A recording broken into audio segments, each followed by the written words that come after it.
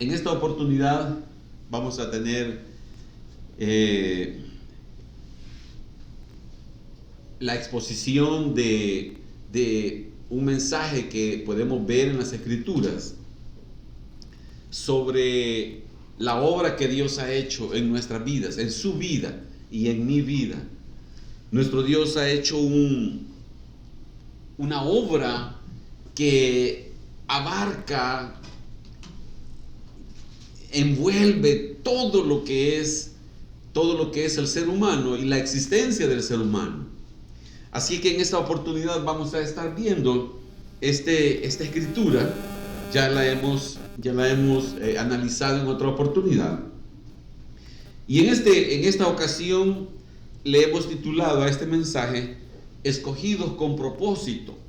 Escogidos con propósito. Dios ha hecho una obra y la vemos en todo el desarrollo de las Escrituras. Pero hoy nos vamos a estar centrando en 1 de Pedro, capítulo 2, versículos 9 y 10.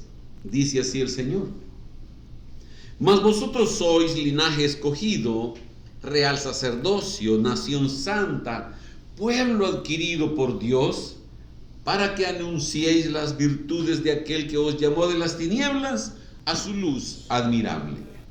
Vosotros que en otro tiempo no erais pueblo, pero que ahora sois pueblo de Dios, que en otro tiempo no habíais alcanzado misericordia, pero ahora habéis alcanzado misericordia. Aquí vemos algo que queda muy claro, en donde dice que hemos sido escogidos. La idea que nos da la palabra escogidos es que se hace acepción de unos que sí y otros que no. Y entonces Dios dice, este sí, yo lo escojo. Y algo que a mí me llama la atención cuando yo veo las Escrituras es algo que nosotros vemos en cuanto a la forma de elegir del ser humano. Nosotros en lo natural, cuando escogemos a alguien o algo, ¿qué es lo que escogemos? Lo mejor. En las empresas, por ejemplo, hacen evaluaciones y escogen a quien creen que va a funcionar y que es el mejor en comparación con los otros que han evaluado, que han analizado. Y en un equipo de fútbol, de cualquier deporte, es lo mismo. Se escogen a los mejores, al que da más rendimiento, ya sea que es más rápido, o que tiene mejor puntería, o que hace lo mejor que otros. Ahora bien, estas personas son escogidas por su capacidad o por su habilidad. Escogen lo mejor. Sin embargo, la forma de elegir de Dios no es así. Dios no escoge a lo mejor. Ya vamos a ver. Como dice, espéreme un momentito. Ya vamos a ver cuál es la forma de escoger de Dios y por qué Dios escoge de esa manera. Bueno, cuando nosotros vemos en las Escrituras, Dios escoge a Adán y Eva para que de ellos inicie la raza humana. ¿Qué experiencia tenía Adán y Eva desde el punto de vista matrimonial? Ninguna, más que su relación con Dios. Dios se paseaba ahí en el huerto del Edén y ellos podían hablar con Dios y no había ningún problema, pero no tenían ninguna experiencia. Cuando nosotros vemos la vida de Josué como sucesor de Moisés, es quien dirige al pueblo para conquistar la tierra prometida. ¿Qué experiencia tenía Josué como líder? Ninguna, más que haber visto a Moisés. Pero él no era un guerrero, él no sabía tirar lanzas, no sabía tirar flechas, no sabía hacer nada. Sin embargo, Dios lo escogió a él. ¿Cómo vemos a David como rey de Israel, el mejor rey de Israel, conforme al corazón de Dios? ¿Qué experiencia tenía David? ¿Qué era David antes de ser rey? ¿Qué era? un pastor de ovejas. ¿Se puede usted imaginar? Alguien que andaba en el campo cuidando los animales, llevándolos a pastar, a tomar agua, y lo que hacía era defender a sus ovejitas de un oso, de un animal. Pero no tenía clases de liderazgo, no sabía cómo hacer las cosas. Cuando vemos a los apóstoles, ninguno de ellos era un conocedor de las Escrituras, y sin embargo Dios, el Señor Jesús, los escoge para poder ser sus discípulos y luego sus apóstoles. Ahora bien, entonces, ¿qué nos dice en cuanto a nosotros? Que Dios no usa la misma lógica que nosotros utilizamos. Dios no ocupa a los mejores, sino a los peores. Y aunque usted piense, no, pero yo tengo experiencia en esto, Dios dice, no me sirve. Y uno puede decir, Señor, pero yo soy profesional, tengo un título, 2 títulos, maestría tengo. No, no es así como Dios piensa. Dios escoge no en la forma lógica del hombre. Entonces, ¿qué es lo que nos dice la Escritura? Que Dios ha escogido, y si vemos Deuteronomio capítulo 7, por favor, versículo 7. Como usted recordará, nosotros no ponemos aquí la Escritura, sería fácil ponerlo, no hay ningún problema, pero queremos que usted lea su Biblia, que busque en su Biblia, o en su teléfono, pues, pero siempre busque en su Biblia. Entonces, ¿qué dice la Escritura? Deuteronomio capítulo 7, versículo 7. Mire qué dice. No por ser vosotros más que todos los pueblos os ha querido Jehová. No por ser vosotros más, sino por ser menos. Dios ha escogido al hombre menos capacitado, menos probable de que funcione en lo que Dios está queriendo hacer. No por ser vosotros más que los demás. Fíjese, hermano, si nosotros pensamos en aquel tiempo, Dios bien hubiera podido escoger a los filisteos. Los filisteos eran guerreros, eran hombres fuertes, rápidos, veloces, eran mejores si hablamos de fuerza, de capacidad de guerra. Pero Dios no escogió a los fuertes, escogió a los menos capacitados, que venían de un cautiverio, de una esclavitud de más de 400 años. ¿Qué era lo que sabían hacer ellos? Ellos sabían atender a los egipcios, sabían hacer pirámides, construir los lodos, hacer los ladrillos y llevarlo y hacer todo lo que los egipcios querían. Menos. ¿Qué más nos dice en cuanto a los escogidos? Veamos por favor Efesios capítulo 2, versículo 1. Efesios 2, 1 nos dice, búsquelo por favor, búsquelo. Efesios 2, 1. Ya vamos a hacer como hizo el hermano Joan la otra ocasión. ¿Quién nos lee, por favor? Pero yo no voy a decir quién, sino que voy a decir, por favor, el hermano que está de tal camisa, lea, por favor. Así es que, aunque haya abierto ahí y esté en Salmos, va a tener que buscar. Así es que, vamos a ver. Pero entonces, ¿qué dice Efesios capítulo 2, versículo 1? ¿Qué más características tienen estos escogidos? Dice, y Él os dio vida a vosotros cuando estabais muertos en vuestros delitos y pecados. Entonces dice que escogió a los menos capacitados y a quienes estaban muertos. No muertos físicamente, sino muertos en delitos y pecados. Y mire, yo nunca he tenido la experiencia, no sé si usted, pero estar cerca de un muerto, que ya tenga días de haber muerto. No, o sea, es algo que sería difícil. Pero Dios aún así se acerca a los muertos, como usted y como yo, y nos escoge. Los menos capacitados y los que estaban muertos. Fíjese, estaban, no están, estaban muertos en delitos y pecados. ¿Qué más nos dice? Por si eso fuera poco o por si usted se creía algo, regresemos por favor a Deuteronomio, capítulo 7, el que vimos en la primera ocasión.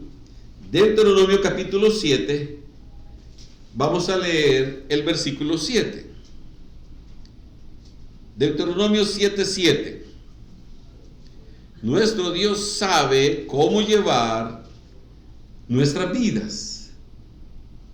Entonces nos dice: no por ser vosotros más que todos los pueblos os ha querido Jehová y os ha escogido, pues vosotros erais el más insignificante de todos los pueblos. Por si alguien se creía algo, Dios nos dice: no, el más insignificante. Pero es que mire, no, Dios ha escogido. Si yo digo, no, Dios me escogió porque yo puedo hacer algo, Dios me dice: no, insignificante, el menos adecuado, el menos apropiado, el menos capaz. Así le ha escogido Dios a usted, el más insignificante. Ahora vamos, mire, estamos descendiendo, vamos en unas gradas como bajando, sigamos bajando. Primera de Corintios capítulo 1, por favor. Primera de Corintios capítulo 1, versículos del 25 en adelante vamos a leer. Mire qué nos dice. El menos adecuado, el muerto, el insignificante. Y aquí veamos qué dice, Primera de Corintios 1:25. Dice: porque lo insensato de Dios es más sabio que los hombres, y lo débil de Dios es más fuerte que los hombres.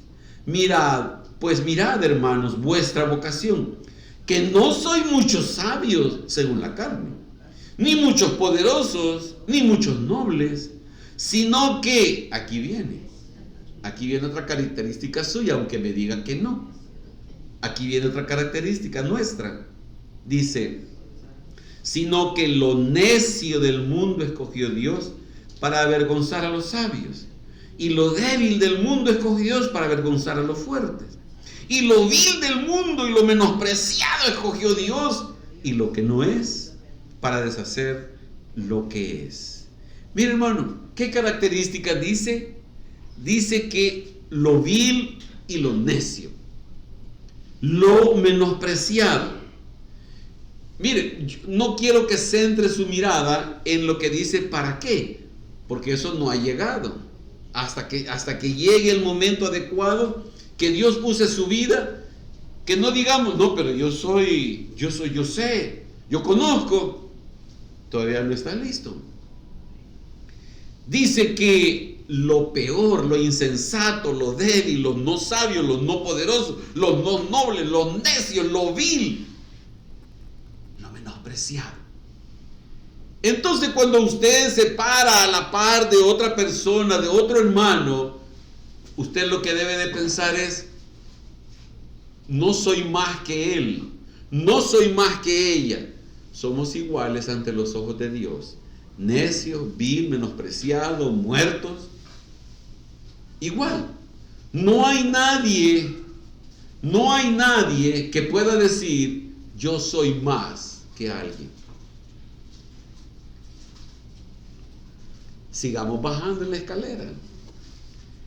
Isaías capítulo 35, por favor. Isaías 35. Vamos a leer el versículo 8.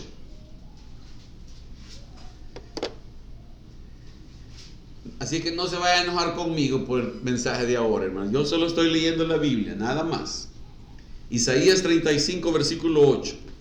Dice: y habrá allí calzada y camino, y será llamado camino de santidad. No pasará inmundo por él, sino que él mismo estará con ellos. El que anduviere en este camino,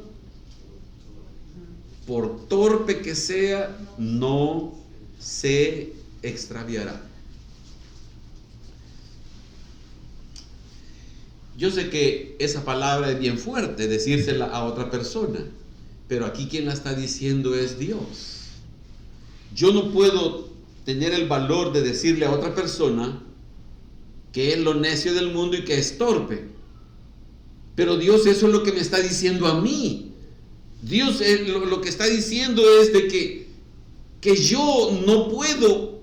Mire, la palabra torpe en hebreo significa necio, insensato. Y a veces uno utiliza esa expresión de necio porque la otra persona no quiere obedecer algo que le estén diciendo. Y uno piensa de esa manera, que el necio es alguien que no hace caso, que le están diciendo las cosas y no quiere obedecer. Pero Dios lo está utilizando no como alguien que no quiere obedecer, sino porque es torpe. En el hebreo la palabra significa torpe, la palabra torpe significa necio en el hebreo. Entonces Dios está utilizando esa palabra para decir, el problema de él es que no sabe cómo hacer las cosas, es torpe, no puede. Entonces yo no puedo venir delante de Dios a sentirme que soy algo o más que otra persona.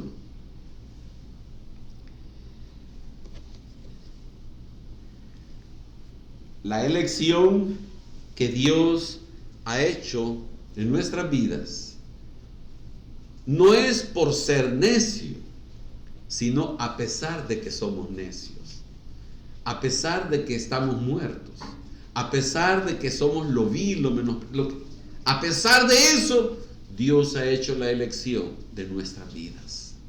Y esa es la gracia, y eso es lo que nos debe a nosotros hacer sentir privilegiados, no por ser mejores que otros, no por ser mejores que otras personas, no porque los demás han alcanzado menos cosas de las que yo tengo, de ninguna manera. Dios no se fijó en lo mejor que el mundo cree que tiene. Dios se fijó en lo peor que el mundo menosprecia. Bueno, entonces veamos, ya vimos los escogidos o los elegidos, características peculiares que a nadie le agradan. Pero entonces ahora veamos quién es el que ha hecho esto. ¿Quién escoge? El Todopoderoso, el que todo lo puede, el que todo lo sabe, el que todo lo entiende. Génesis capítulo 17, versículo 1, nos dice la Escritura, hablando de Abraham y la obra que Dios hizo a través de Abraham. Era Abraham de edad de 99 años. ¿Quién tiene aquí 99 años? Ya casi. Era Abraham de edad de 99 años cuando le apareció Jehová y le dijo: yo soy el Dios Todopoderoso, anda delante de mí y sé perfecto. Pero fíjese, ¿quién está hablando y a quién le está hablando? A alguien que no tenía esperanzas para poder engendrar hijos. Ya tenía 99 años. Y el Señor viene y le dice: vas a ser padre de muchedumbres. Yo me hubiera reído también. Señor, lo que está diciendo. El Señor no sabe nada de maternidad, diría yo. El Señor no sabe de lo que es un embarazo, cuando la mujer puede concebir, si ya no le está viniendo el periodo, ya no está ovulando, ya no funciona. Y yo hubiera pensado como Abraham: Dios no sabe esto. Pero momento, quien estaba hablando era el Todopoderoso, el que todo lo puede, el que no hay nada, como dice la Escritura, el que no tiene nada imposible, nada lo limita, nada, absolutamente nada. Como dice Mateo 19, versículo 24.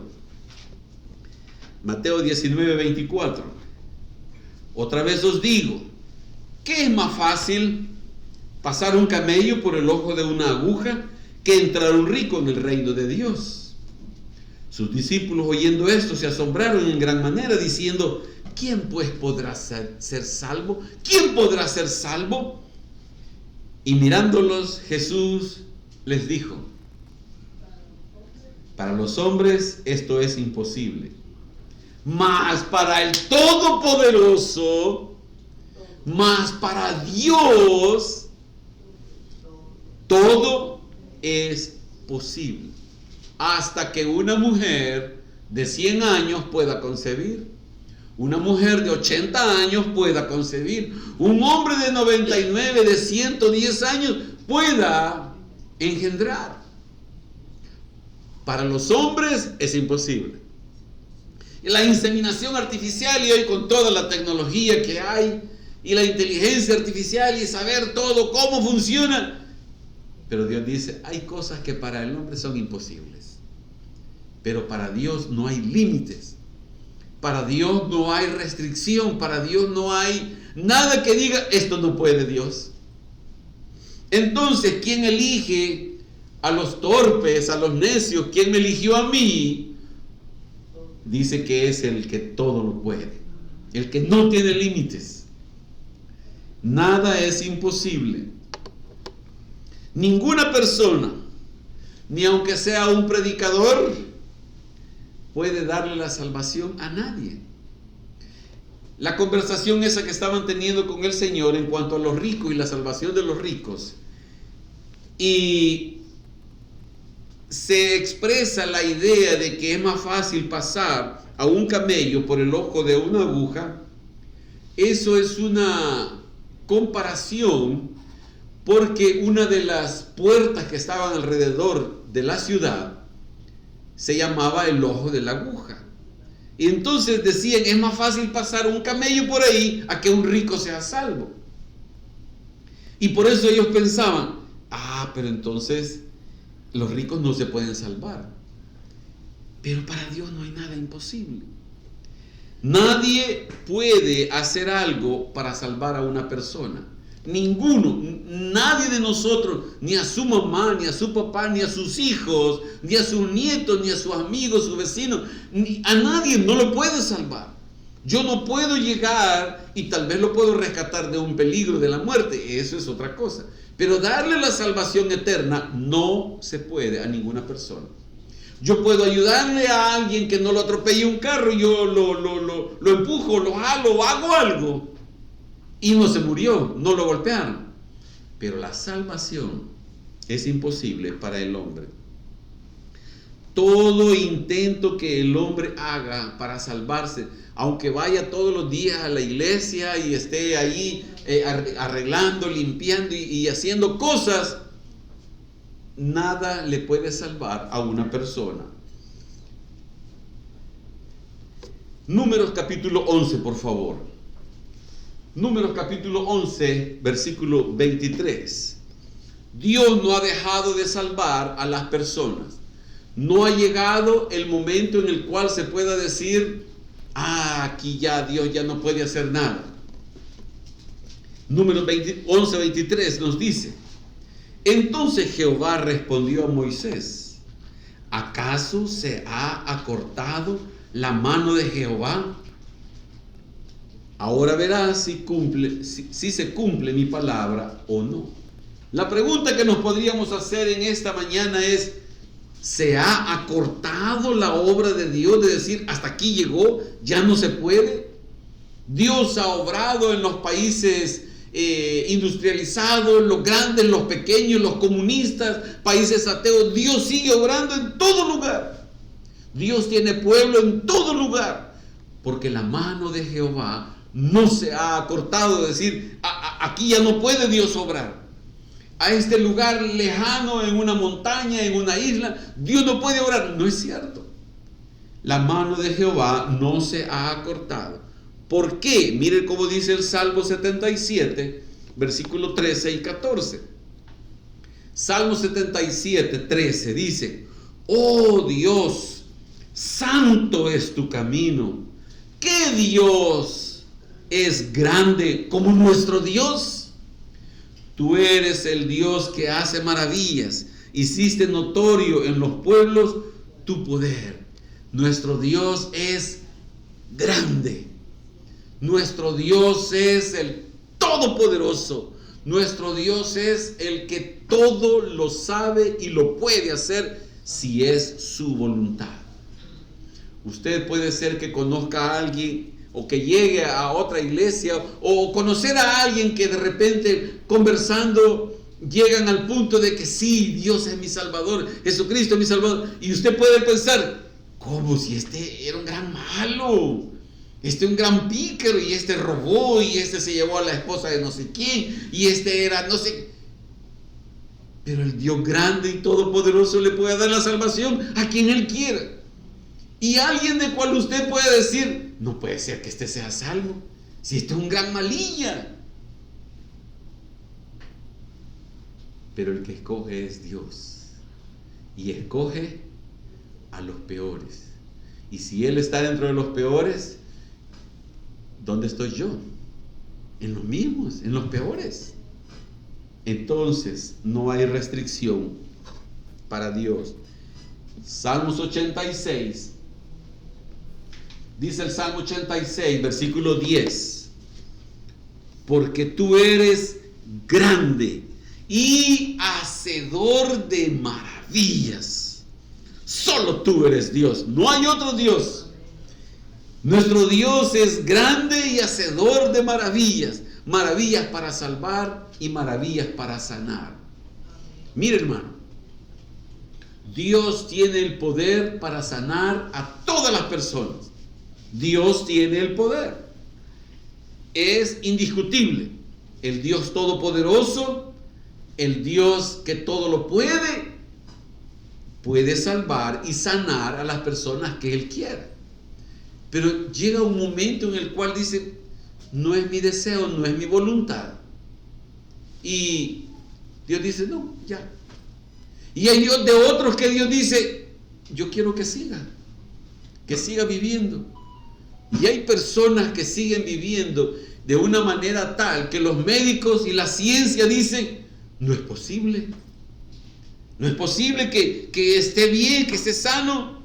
Como cuando usted llega donde un médico y le ven los exámenes y dice, pero usted no puede ser que usted aquí esté enfrente de mí hablando en esta consulta médica. Y la ciencia, la medicina y los médicos se sorprenden de cómo una persona puede estar haciendo algo porque los exámenes demuestran otra cosa.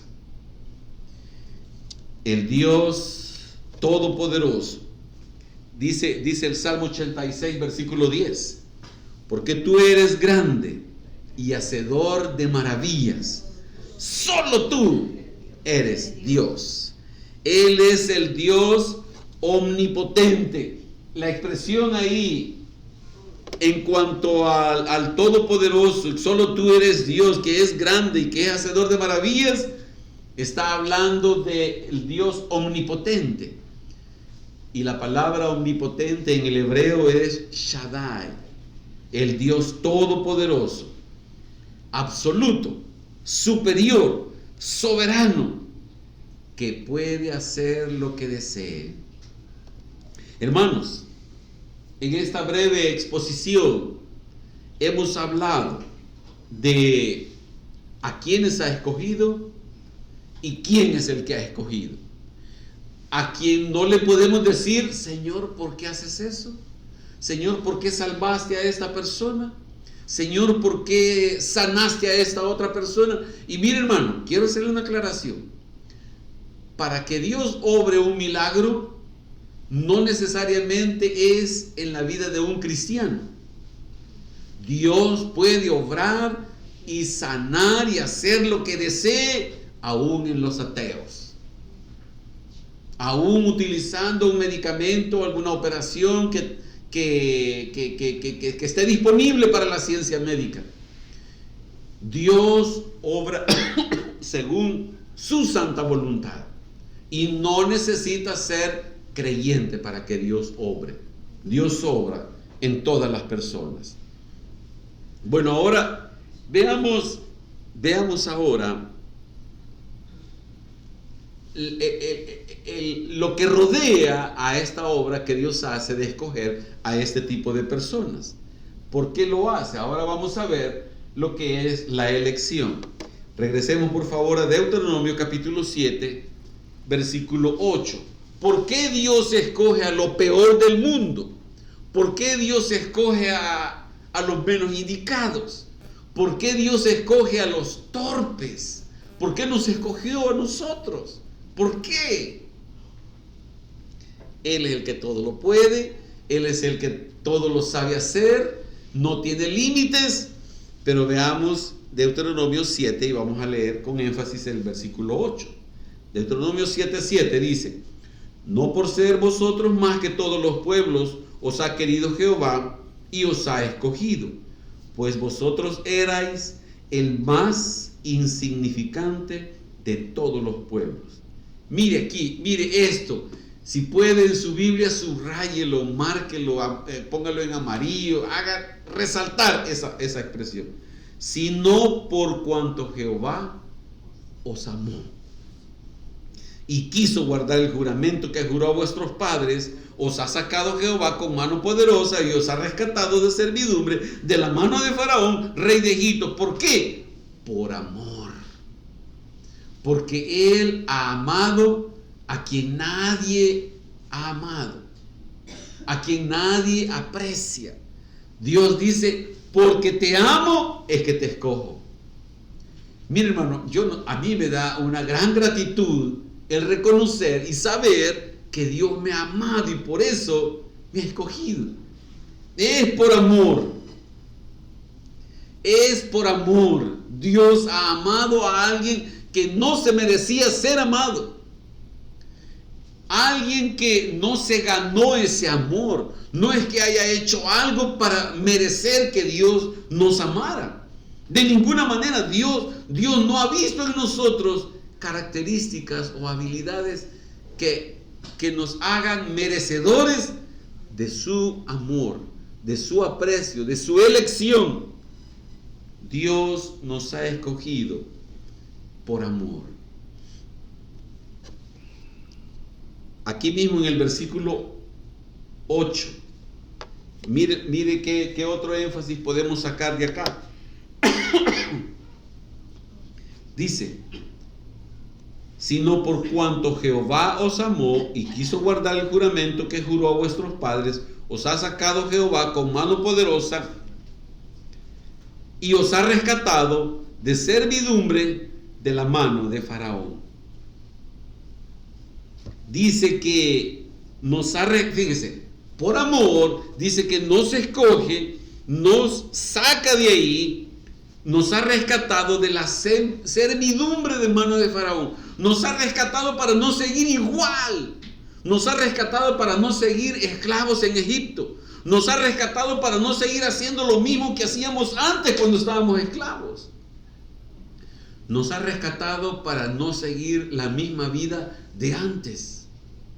Nos ha rescatado para que no tengamos un yugo de esclavitud en el cuello, unos grilletes en el cuello o en los pies que nos restringen la libertad. Él dice: yo los he hecho libres para que no sigan en la misma vida.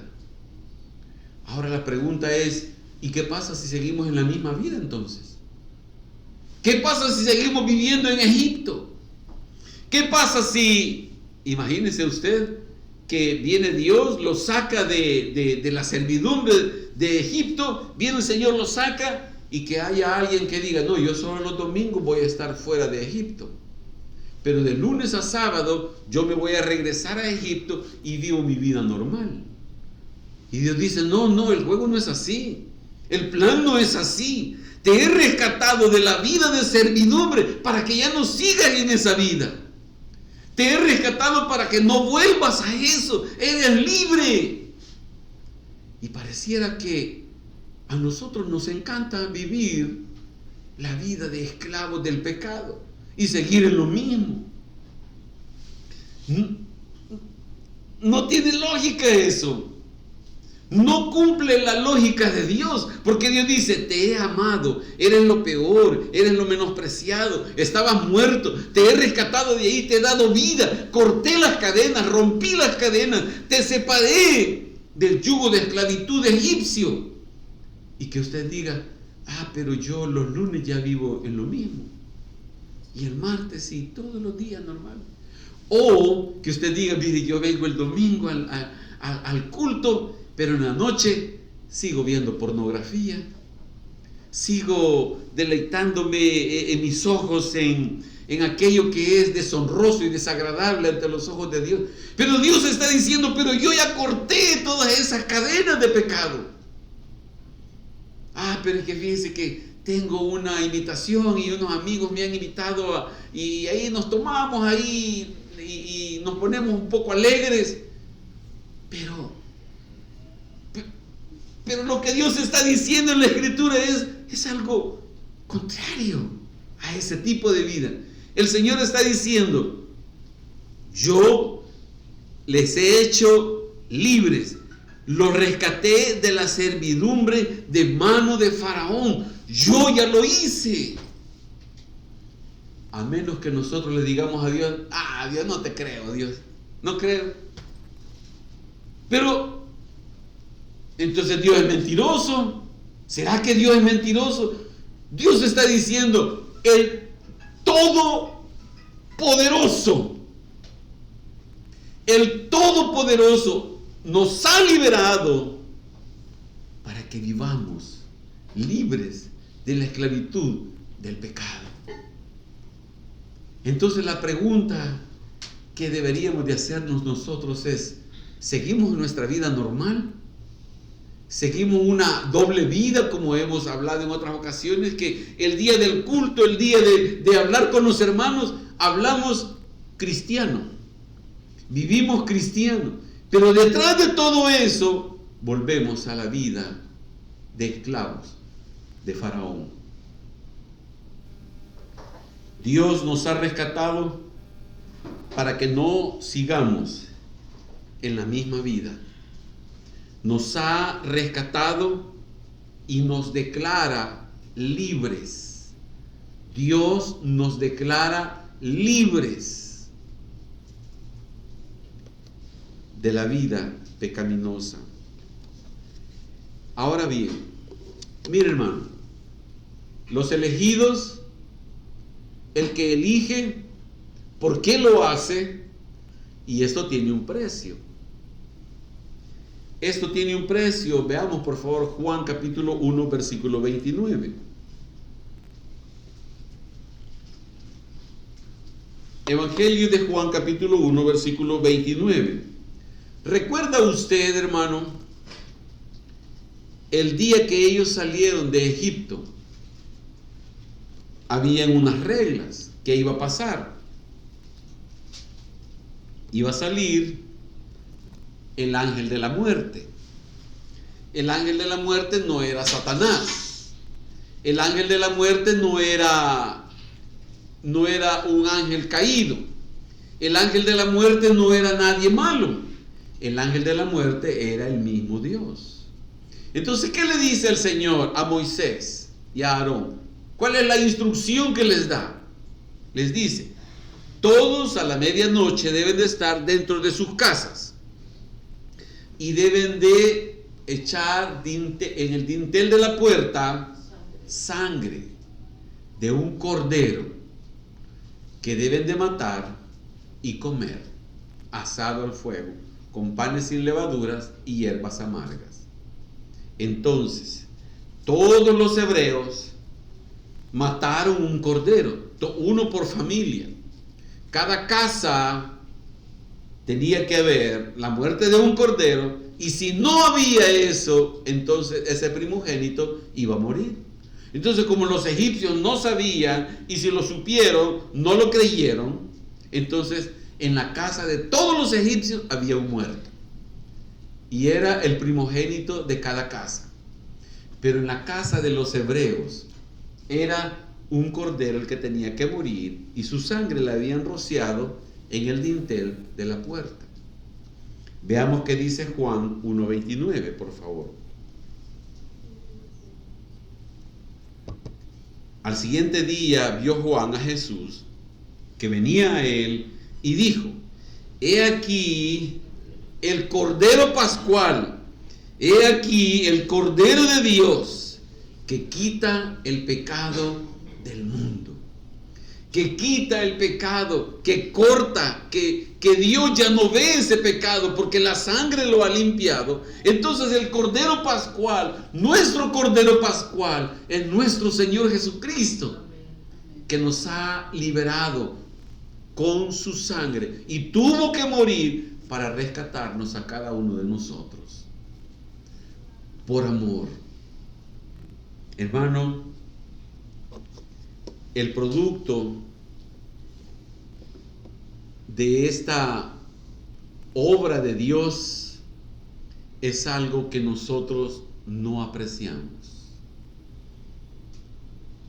que no entendemos, y la mayoría de nosotros lo menospreciamos. Es un amor tan grande que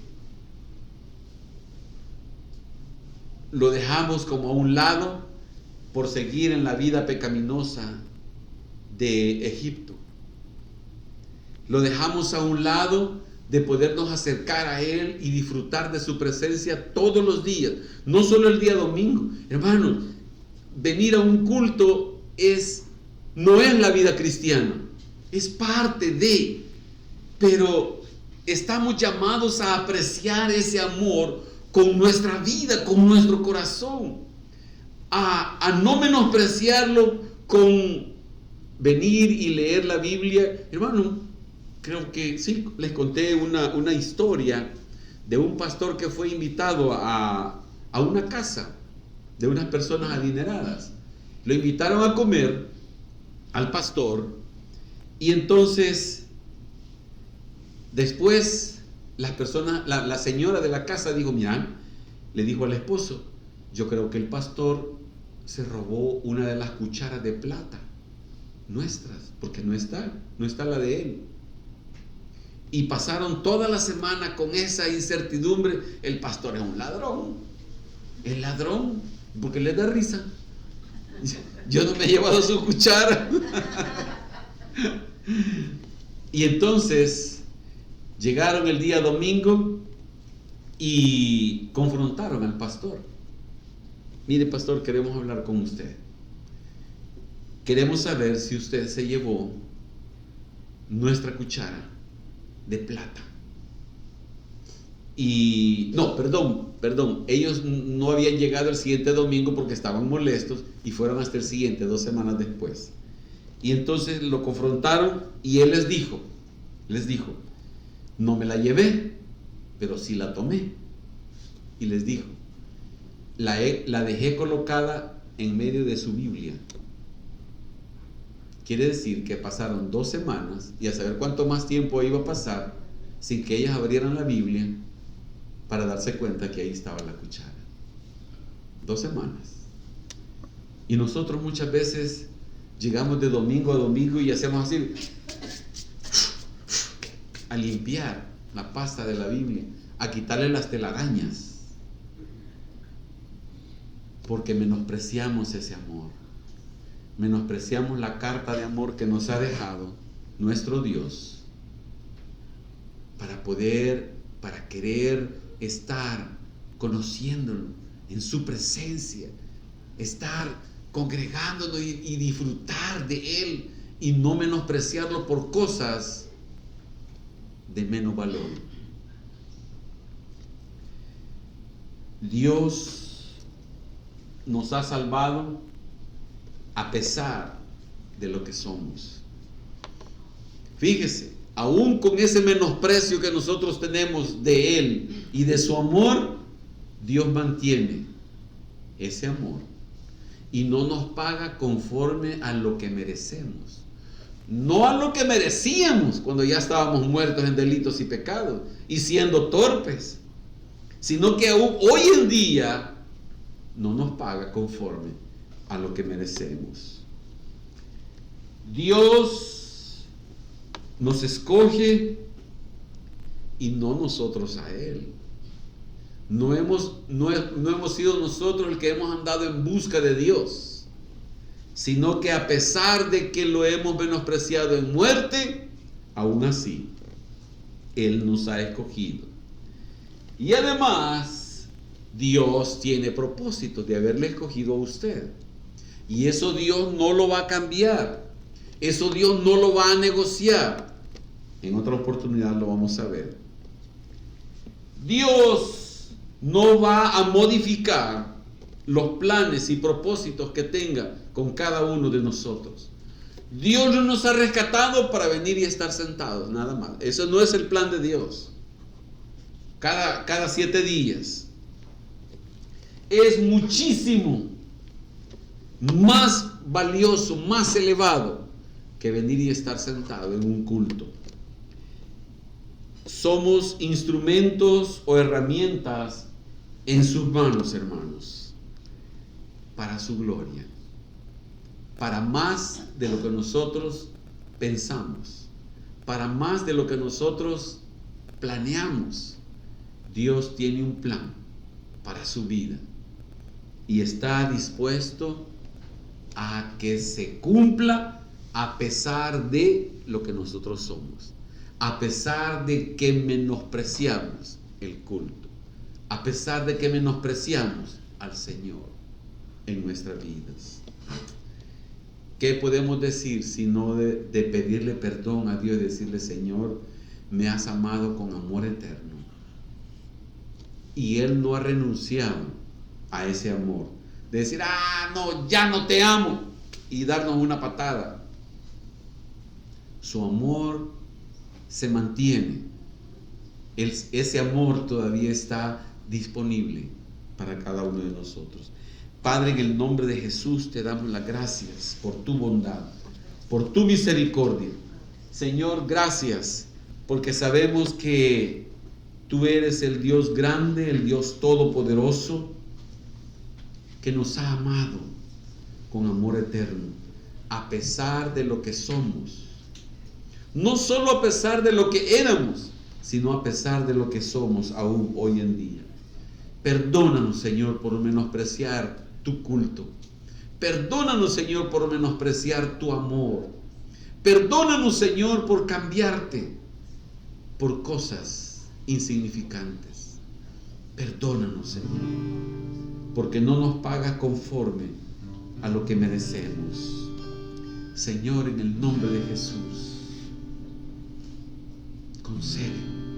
concédenos apreciarte, Señor.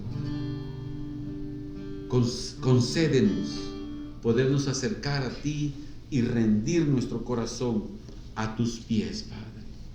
Señor, en el nombre de Jesús, que podamos decir en esta mañana: puedo oír a mi amado llamando. Es mi amado. No es un desconocido, es mi amado. Y no solo el que me ha amado, sino el que yo no he aprendido a amar.